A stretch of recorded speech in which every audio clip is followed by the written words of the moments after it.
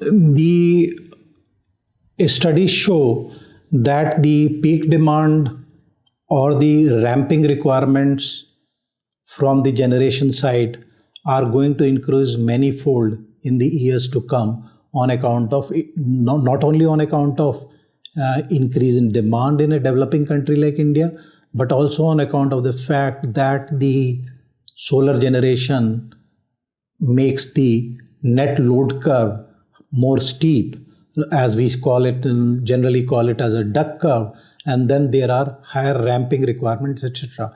There are ramping requirement, there is a requirement of technical minimum, there is a requirement of seasonal reserves, there is a requirement of, so we can summarize it, there is a requirement of daily balancing, there is a requirement of seasonal balancing, and there is a requirement of intraday balancing also.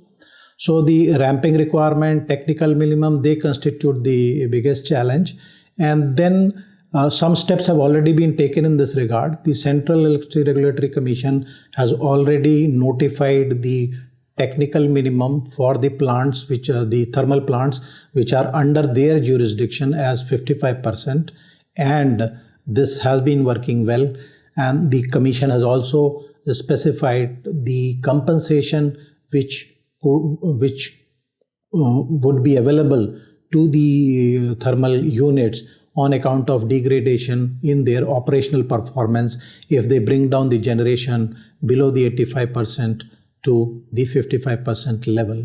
So this is one of the biggest challenge, because the Indian power system was so far not designed for such a flexible power operation. So neither the operators are very comfortable and keen about it, and also the machines are also not habituated of that type of operation. So this is a work in progress. The Central Commission has specified certain regulatory measures, and hopefully the states also would take clue from this and go forward. As far as I know, I think in the state of Uttar Pradesh, they have also gone for a technical minimum of 55%, and it is expected that in due course, when the realization of requirement of ramping and the flexibility become more and more apparent to the decision makers, they would also they will also try to look at the technical minimum and ramping requirements, etc. The uptake of renewable energy in India has largely been driven by the ambitious renewable energy targets we have, the decline in the cost of the technology or the solar and the wind generation equipment, as well as the tariffs discovered through competitive bidding.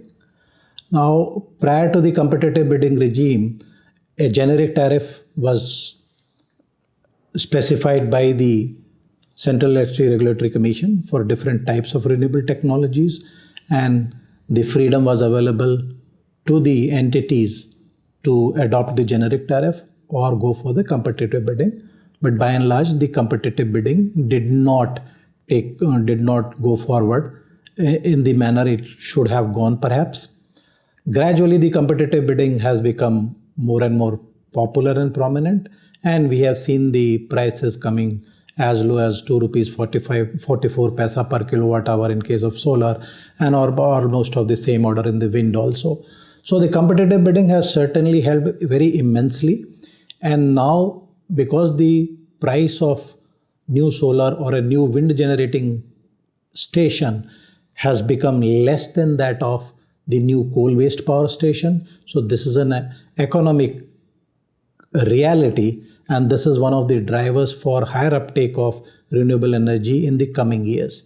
The only issue which remains with this is that the solar or the wind energy is available only when the sun is shining or the wind is blowing. Now, how do we compare it with a conventional coal-based power, which is not only cheaper, but also it provides electricity round the clock whenever we require. So I think world is waiting to see when the solar plus storage becomes competitive with the new coal-based load center plants. Then I think that would be the real inflection point wherein the renewable energy could be said to be dispatchable, and people would embrace it as on account of its competitive advantage.